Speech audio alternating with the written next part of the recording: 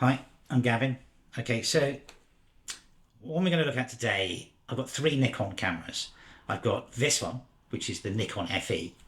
I've got a Nikon N8008 and a Nikon F100. For me, I sort of like dipped in to the Nikon range in the bits that interested me. Now, the FE is a very interesting camera. It's one of those things where having this, I don't think you need to buy another analog Nikon camera. It does everything. It does it really well. And it's a really remarkably well designed camera. It's not the top of the range camera by any shape or form. But it was just a bit of a shock to me. I got this with a full intent of like diving into the Nikon range and buying the F3 and all that. And I just got this. I thought, well, no, that's it. That's great. That'll do for me. Because it's a really smart camera. It fits every single Nikon lens. It has a special thing on here. When it came out, it was a transitional type of camera. They were moving from Nikon were moving from one type of lens to another. I can't remember which way around it is, but this allows you to shoot literally everything from 1956 all the way up to the. But you can't shoot the stupid lenses. And let me just define what a stupid lens is. A stupid lens is a lens that doesn't have aperture control on it. So any lens, like the G lenses I think they make now, they're stupid lenses. And you can't shoot them on older cameras because obviously you can't control the aperture. So you can shoot everything. There's a lever that comes down and allows you to do that. It had a top shutter speed of 1/1000, but it could go a lot higher. Nikon guaranteed it for that in auto mode. I mean, this one, if you test them, they can go up to about 2 or 3 thousandths per second. But they just guaranteed it for 1,000, so it does a lot more. You can get 38 on a roll off of this thing. I don't know how you can do it because you can shoot literally from the moment. If you load it in a dark bag, you can shoot from the moment. The FE2 and the ones that came later don't let you shoot the beginning of the roll. They let you shoot the beginning of the roll, but they don't let you do it at whatever shutter speed you want. They lock it. A lot of cameras do this. Contacts did this as well. They'd lock it at like 1/25th, and then when it hits 0, it lets you choose whatever mode you want. This, you could shoot every single part of it, which is great. They also, as I've mentioned it before, about my hatred of the whole situation where when you shoot one of these manual cameras, you have to, if you want to change the shutter speed, you have to fiddle around in here. Nikon came up with the most novel solution to this. So the on mechanism for an FE is you pull the cocking handle back and it's metering. But remember now what happens, you completely cleared to change the shutter speed. It's a really smart move. So they got around it a different way without having to move the shutter dial over to the other side. But the other thing is it doesn't go off. So if once you're on, the FE2, I think it gives you 19 seconds on an FE2. Once it's on, it's on. So literally you can wander around like this, take photographs quite merrily, doesn't switch off. And it's not like you're not going to forget it's on because this cocking arm here, I'll show it to you on the table properly, is sticking out. So the FE2, I mean, it's an aperture priority Nikon camera, and it's just literally the only one I'd ever need to buy. And a bit stupid with Nikon making cameras this good that you get one, you go, okay, well that's enough. I don't need another one of them. I mean, interesting story about Nikon. Nikon's name, I know it just cracks me up. This everything is sort of related to German camera companies if you dig deep. The Nikon is what you're supposed to say. The original pronunciation was Nikon. Now, Nikon sounds very close to icon because the first cameras that Nikon released were basically not copies.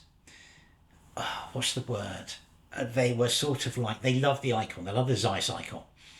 And their first rangefinders, they were named Nikon. There was a huge problem with this, and so I can't remember, they changed the name of their cameras from Nikkors. They were named Nikkors because there was a huge problem importing them. So Nikon is basically a love gesture towards the icon, which is the Zeiss icon. So it's funny, there's a few camera company names which come from contact, which come from the Zeiss contact. Well, Nikon's one of them, Pentax is the other. Pentax was actually a Contact's name, Pentaprism, Contact, Pentax. It was owned by Contact and sold to Pentax, sold to, I can't remember the name of the Japanese company, to give them that association with German cameras. And that's where Nikon comes from. Or Nikon, you're not allowed to say that, you have to say Nikon.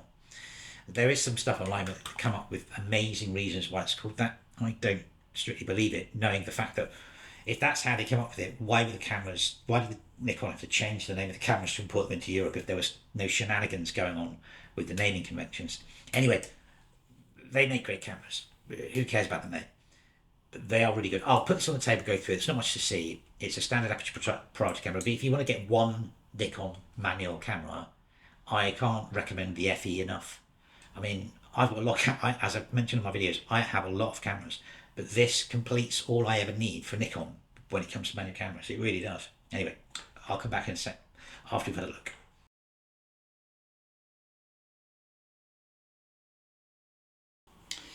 So this is the Nikon FE, really basic.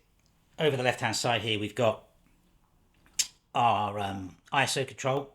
We've got a little button here that allows us to push that in and do exposure compensation. Now I've got mine set at half stop because the reason is I hot rodded this one and I've put in a K3 focus screen because they were much brighter than the original screens and you have to compensate for that brightness. So I just leave mine set half stop up and that makes so it meters properly. But if you've got one of these, I'd recommend, you can still buy them quite easily. Get the K3 screen, do that, and it literally changes the viewfinder of the camera completely because it's so bright and good. Okay, then over here, we've got the shutter dial, and basically you could move that around. I've left it in auto. You move it around by pressing down the button on the top. Here's the on and off. So that's off, that's on. Now on, you can now do that really easily. Get in there, fiddle, camera off, shutter release. That is a really great setup on a camera. That's why I said the FE is just a gift. It's just a great camera. It's really easy to get great photos out of it, and it's just so simple. Now, obviously, we've got our weird lens release for Nikons. They're on the wrong side, or they're on the right side. I don't know. One of those things. That's over there. Look. Then over here, timer, really easy. Put it down, and then depth of field preview, like that, and that. And there's some weird, funky thing for remote release. I don't know. Don't care about those. And then, oh, battery check. There you go, battery check on the back there. See that? Fantastic. The bottom standard SR44 batteries. And then you can get a wind on there. And there's the button for that little bit there is for obviously the rewind. That's it. Mine's got a big ding in the pentaprism. I don't really care. I mean, it's just a great camera and I don't need to get it repaired. It does its job. It's really good camera. Really good for an analog. Anyway, that's it. The rather brilliant Nikon FE.